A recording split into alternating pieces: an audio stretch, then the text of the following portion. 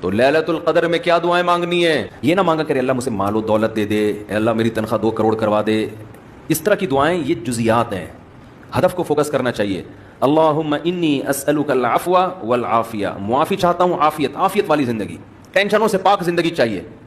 اب وہ اللہ کی مرضی ہے، پیسہ دے کے ٹینشن سے پاک کر دے یا بغیر پیسے کے آپ کو ٹینشن فری بنا دے.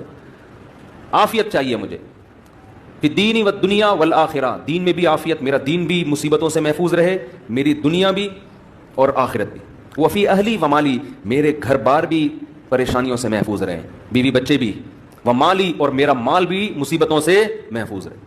مالوں پہ ہلاکتیں آ جاتی ہیں، فیکٹریوں کو آگ لگ جاتی ہے، تو یہ بڑی جامع دعا ہے، سمجھتے ہو؟ اس کے بعد ایک دعا اللہ سے اور مانگ لو، ربنا ھب لنا من ازواجنا وذریاتنا قرۃ اعین، اے اللہ ہمیں ہماری ازواج یعنی بیویوں اور اولاد کی طرف سے آنکھوں کی ٹھنڈک. یہ دعا عورت بھی مانگ سکتی ہے کیونکہ زوج کا لفظ بیوی پر بھی اور شوہر پر بھی.